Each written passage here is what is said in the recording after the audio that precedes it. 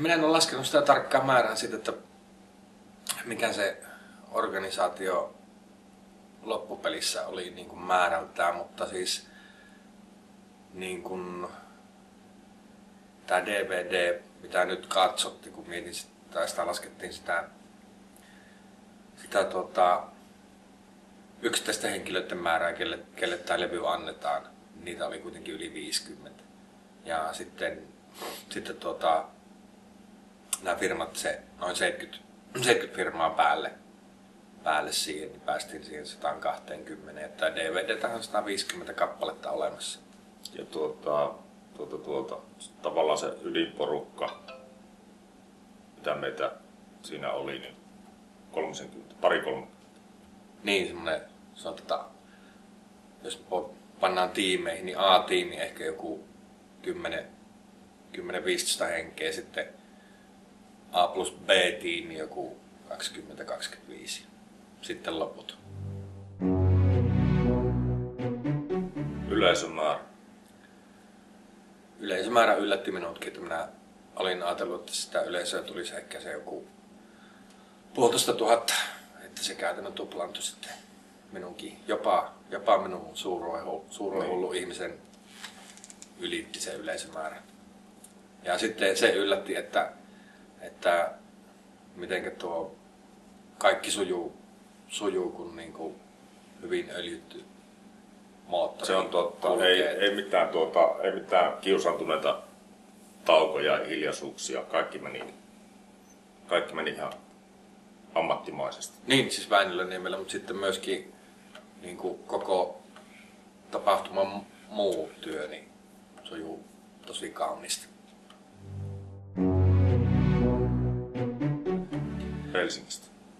Helsingistä tuli Jänis, joo.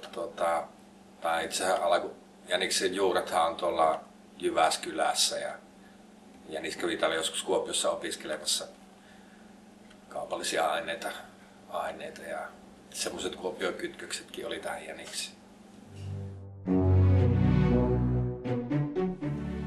Tuli. Niin kuin oli äsken puhe, niin se oli se suurin yllätys, että yleisömäärä oli niin valtava, että toki oltiin onnekkaita sen sään suhteen. Sehän se oli se niin kuin suurin pelko. Se oli oikeastaan ainoa mörkö siinä niin, taustalla. Isoin pelko pöksyssä niin oli se sää. Ja oltiin sitten kyllä tosi onnekkaita, että se oli ihan täydellinen se keli.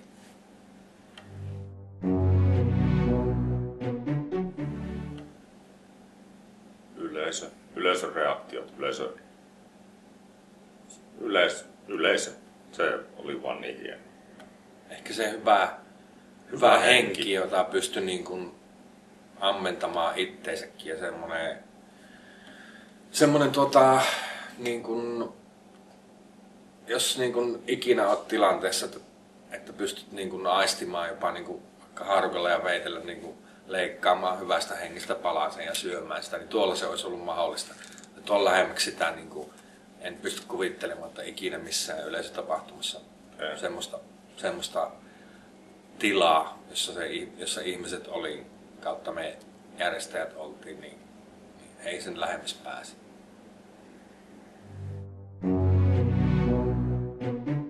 Pelkästään positiivista. Kyllä. Ei niinku semmoista jopa niinku hurmoshehkutusta on ollut suuri osa siitä palautteesta. Että kaikki kyllä tuntui nauttivan ja tykkäävän.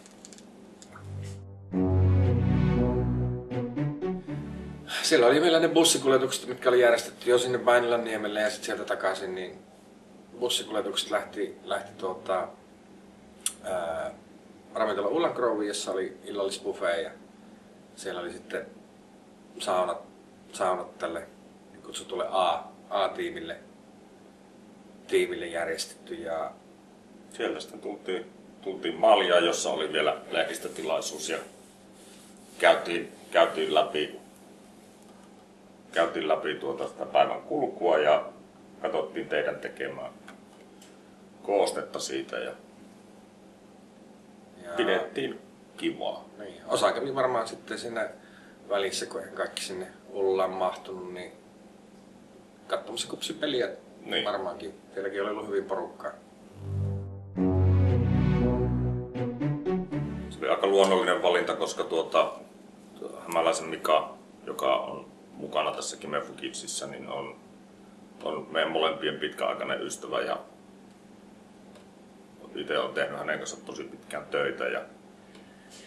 Ja siinä vaiheessa, kun olin ilmoittanut tuon hyppypäivän määrän ja Janne oli sitten lauantaina laittanut, torstai oli se päivä kun ilmoitin sen päivän, lauantaina Janne teki Facebook-ryhmän. Maanantaina kysyin Mikalta, että olisiko se ok, jos Kimefu Kids olisi mukana tässä ja voitaisiin ehkä muutama satanen tehdä hyvää heillekin. Ja se oli ok. Toki myöskin Kimmo tunnetaan henkilökohtaisesti, molemmat tuntee Kimmon ainakin nyt 10-15 vuoden ajalta. Sen kanssa me mietittiin Mikon kanssa pitkään. Että Kyllä.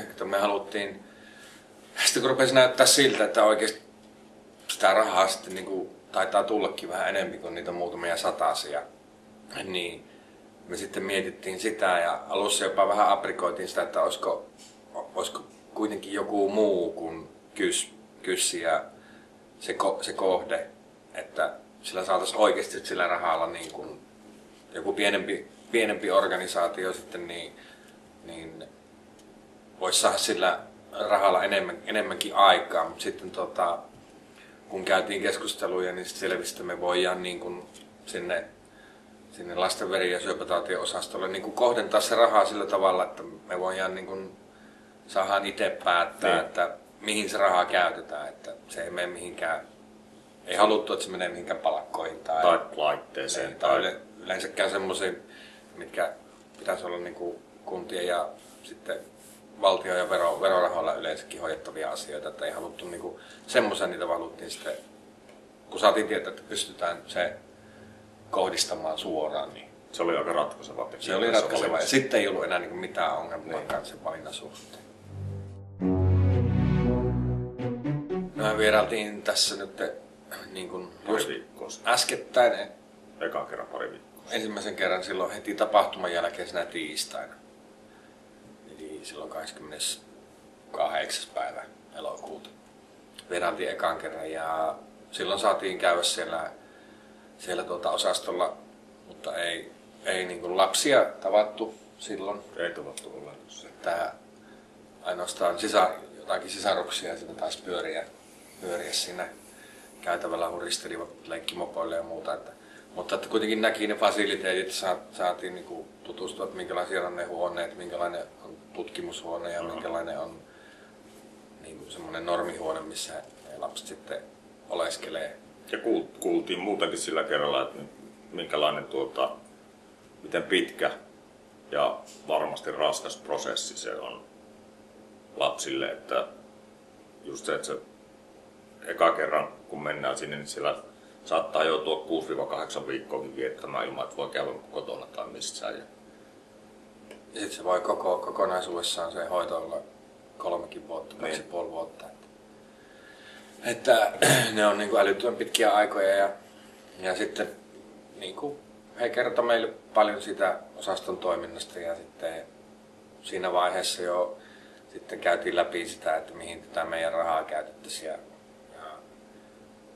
sitten vähän yhdessäkin sinne sitten ideoitiin sitä, että mihin sitä sitten tullaan käyttämään.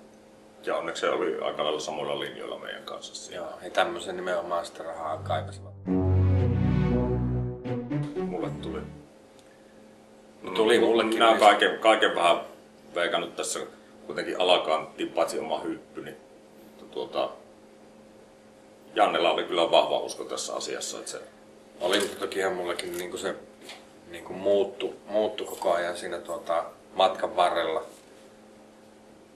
varrella ja sitten silloin kun niin kuin rupesi näyttää siltä, että se 10 000 menee niin kuin puhki, niin sitten siinä vaiheessa mä niin kuin tein jo tavoitteet 20 000 ja niin kuin se kerätään niin kuin keinolla millä hyvänsä ja se meni hienosti. Haaste. Niin, siis haastoin Jannen siinä vaiheessa siellä tapahtuman sivulla, kun alkoi näyttää, että sitä rahaa alkaa oikeasti tulla, että jos 20 tonnia menee rikki, niin ottaako Janne tatua, niin Janne vastasi haasteeseen ja meillä on rasvattavaa ihoa molemmilla käsivarsissa. 30 534 euroa 10 senttiä. Noin. Kyllä se meni oikein. Kyllä se meni. No sillä tavalla kertautumalla oikeastaan, että silloin kun vajaa 100 kutsua laitettiin silloin lauantaina tai laitoin. Ja en tiedä mitä paljonko olisi ollut.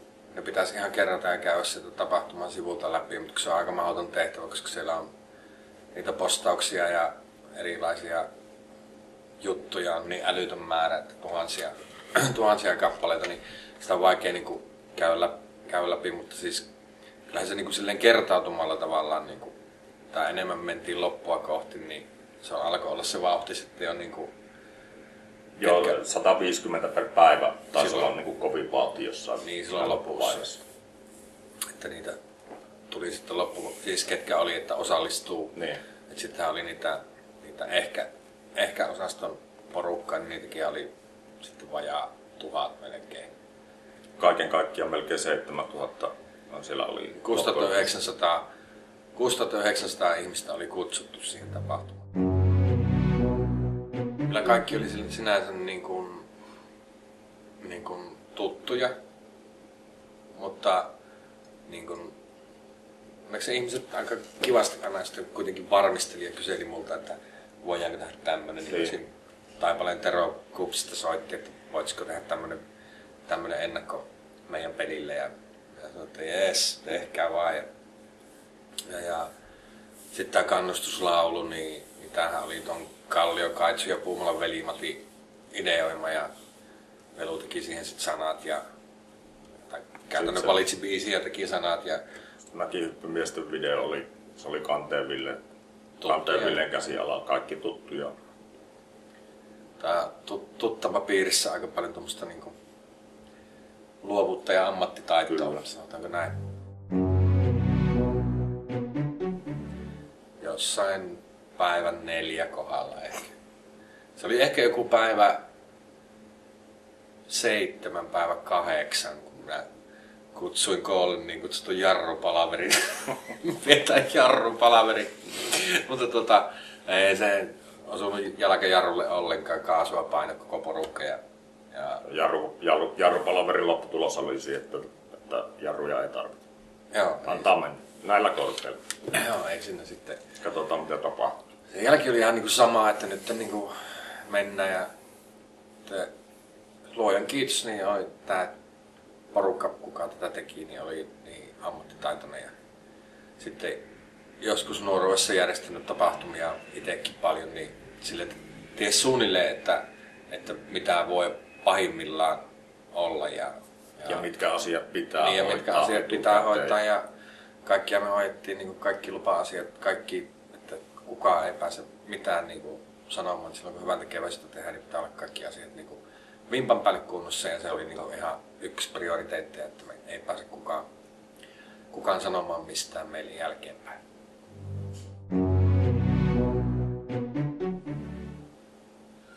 Varmaan itsellä ainakin niin loppu nukkuminen varmaan siinä kohtaa, kun siellä alkoi olla 500 ihmistä. 400-500 ihmistä alkoi olla sinne ilmoittautunut. Silloin alkoi oikeasti jo vähän puntti tärisemään. Itsehän olin siinä kohdassa suunnilleen vielä aika pettynyt, että on niin vähän. Mutta niin oli että vähän suuru ja hullu on. Hyvin tuli porukkaista. Kiitos. Kyllä se Kuosmosen mukaan lähtö oli semmoinen, että siinä vaiheessa aloin jo itse vähän kyselemään tuolta toimittajaystäviltä, että olisikohan tässä jutun aihetta. Siinä vaiheessa ei toki vielä ollut hirveästi ilmoittautunut ihmisiä, mutta siinä vaiheessa Mutta se oli, eikö se Kuosmosen mukaantulo oli semmoinen niinku, että tavallaan se tapahtuma niinku notkahti taas yhden askeleen eteenpäin, että niinku sai niinku ihan mittasuhteet tavallaan, mitä ihmisillä on odotettavissa. Meillä oli siinä vaiheessa, Kime oli lupautunut tapahtuman suojelijaksi ja Kuosmanen oli lupautunut vetämään se Finlandia. Toki ne oli koehyppäjät, taisi olla jo hallussa siinä vaiheessa. En muista enää sitä tarkkaan. Mutta se oli mahtava siinä päästä sitten, kun se Kuosmasen mukaan tulohan, sehän meni niin, että muistaakseni Kimmo Olander-niminen henkilö, joka oli sinne Facebook-sivulle kirjoittanut, että laulako Kuosmanen Finlandia. Vitsinä. Niin vitsinä. Sitten meni niin kuin muutamia päiviä siinä, niin sitten rupesikin yksi kollega, joka on töissä tuolla Sakun ravintolassa, niin rupesi sitä asiaa selvittämään ja sitten rupesi tulemaan viestiä, että saattaisi olla mahdollista. Ja sitten pääsin kohtapuoliin palaamaan sinne Kimmon viestiin ja vastasin yksinkertaisesti sinne vaan, että laulaa. No ei, siis sitä selvitettiin ja yritettiin saada ja se oli sitten ihan hyvä ystäväni, joka on tuolla Ilmavoimissa ihan, taitaa olla ranking 2, niin ei vaan sitten saatu toteutettua. Mutta olihan siellä kuulemma vesitaso lentänyt, en itse sitä huomannut. En minäkään huomannut.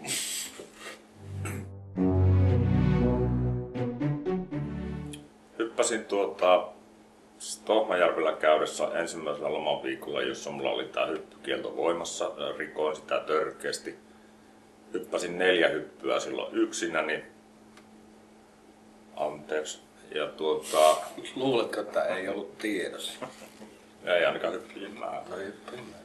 Ja sit kun Janne vapautti minut harjoittelukielosta, niin siinä vaiheessa tuli mieleen, että uskaltaako lähteä harjoittelemaan, että jos vaikka Milkka sanoo box, niin homma on siinä. Mutta silloin saman päivän aamuna, sillä sunnuntai-aamuna, kun käytiin Vänärillä laittelemassa tavaroita sinne, niin silloin hyppäsin muutaman kerran ja se oli aivan hirveetä ja olin todella huonolla tuulella sen jälkeen. Mutta korkeintaan, olisiko ollut 8 hyppyä ilman avustajia? Oli. Nyt voin sen myöntää. Kyllä se oli koko ajan mielessä. Tohmajärven hyppyjen perusteella pidin sitä mahdollisena ja en pidä sitä edelläkin mahdottomana, mutta ehkä sitä pitäisi oikeasti vähän harjoitella. Enpä usko, että on ainakaan. Toivon mukaan ikä on pidentynyt, koska aika paljon on tullut hymyiltyä tää asian tiimoilta.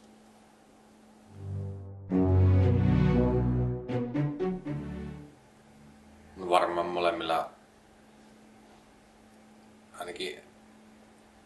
ainakin itsellä niin kyllä se varmaan oli se hieno hetki äsken, kun pääsi juttelemaan siellä potilaan kanssa ja annettiin muutamat lelut sille potilaalle ja sitten yleensäkin kyssin käynnit molemmat varmaan. Joo, kyllä että niin siellä se henkilökunta on niin aidosti ollut yllättynyt ja ilahtunut ja kiitollinen tuosta jutusta, niin kyllä siitä on tullut hyvä mieli. Että siellä kyllä osattiin arvostaa. Valittiin oikea kohde. Kyllä. Ja sitten tietysti niin semmoinen kylmät väreet moment, ainakin itsellä oli silloin, kun meillä oli siellä Inva-vessassa oli semmoinen pukuhuone, missä me oltiin piilossa silloin päätapahtuma niin kuin silloin alussa. Et Mikko meni ensin sen Tohmajärven kunnan lipun kanssa. Ja se oli minulle kyllä se kylmät väreet. Ei niitä kylmiä väreitä, kun marssin sen lipun kanssa ja ihmiset nousi seisomaan ja huutamaan ja taputtamaan. Joo, kyllä se oli itsellekin se kylmät väreet kyllä meni kropan läpi silloin, kun sen tulen kanssa sieltä kulman takaa tuli. Ja samoin kylmiä väreitä oli aika paljon sinä päivänä, mutta Kuosmanen veti sen Finlandia ja ihmiset nousi seisomaan ja siinä vaiheessa kyllä oli kans uskomaton. Siinä vaiheessa se alkoi niinku konkretisoitua, että mitä on tullut tehtyä. Toki se ei ole konkretisoitunut vielä kokonaan, mutta sitten kun nähdään tämä video, jota te nyt kattelette, tai DVD, niin ehkä se siinä alkaa aukeaa. Mutta ehkä sen verran pitää ottaa takaisin omia puheita, että ehkä kuitenkin kovin juttu oli se, että sain sen kisatulen syttymään ekalla yrittämällä, että sitä ei ollut harjoiteltu ja en tiedä yhtään, miten paljon siinä sitä lamppuöljyä on ja leimahtaako se. Vai ja aika paljon varasin puitakin varasin puita, että kisatuli olisi voinut olla 2 viikkoa. Ei niitä puita nyt sitten hirveästi mennyt, mutta se syttyi täydellisesti. Se syttyi kyllä täydellisesti. Mulla oli ainakin se hyppää, koska mä oon viimeksi oikeasti hypännyt, jos ei näitä muutama harjoitteluhyppyä lasketa. Täysin lahjaton kaikessa yleisurheilussa ja läksin tekemään jotain semmoista, mitä en todellakaan osaa. Ja on viimeksi hypännyt varmaan pituutta ala-asteella 81-82. Mutta just se että lähdet tekemään jotain, mistä sulla ei ole minkäänlaista käsitystä tuommoisen ihmismassa eessä, niin kyllä se jännittää. Minua jännitti eniten se, että sataako vettä. Kuopio on just sopivan kokoinen kaupunki ja täällä on just sopiva määrä niin kuin laadukkaita toimia eri aloilta, jotka mahdollistaa tämmöisen yhteishengen syntymisen, mikä tässäkin tapahtumassa syntyi. Ja sitten täällä on vielä poikkeuksellinen, siis tämä meidän A-tiimi, josta puhuttiin, niin sehän on käytännön melkein kokonaan muutamaa poikkeusta lukuun ottamatta, niin ravintolaväkeä. Kyllä on niin kuin ravintola-alan henkilökuntaa, niin täällä on todella poikkeuksellinen yhteisö, tämä ravintolayhteisö, että me tehdään älyttömästi asioita niin kuin yhdessä ja vapaa-ajalla ja sitten muutenkin, että niin kuin, ei ole, tavallaan yritetään niin kuin antaa muillekin niin kuin itselle, mutta ei katsota vaan pelkästään sitä omaa bisnestä ihan niin kuin, vaikka se nyt on kuitenkin kaikille tärkeä, mutta että muistetaan ja kunnioitetaan myöskin niin kuin kilpailijoita, jotka ei sinänsä ole kilpailijoita, vaan ystäviä. Mä pystyn vahvistamaan muutamassa kaupungissa näitä ravintola-alan hommia tehneenä. Se on aivan poikkeuksellista on täällä se kulttuuri ja yhteishenki, mikä on ollut niin pitkään kuin minä muistan.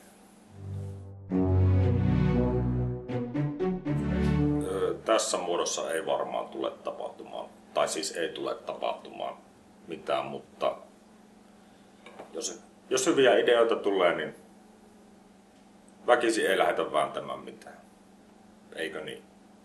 Jaa. No ei, sen verran, että Mikko Prisin korkeushyppyhaastetta ei tule, mutta olen saanut tuossa yhden idean ja katsotaan, onko se toteuttamiskelpoinen. Jos se on toteuttamiskelpoinen, niin ehkä vuoden päästä tapaamme.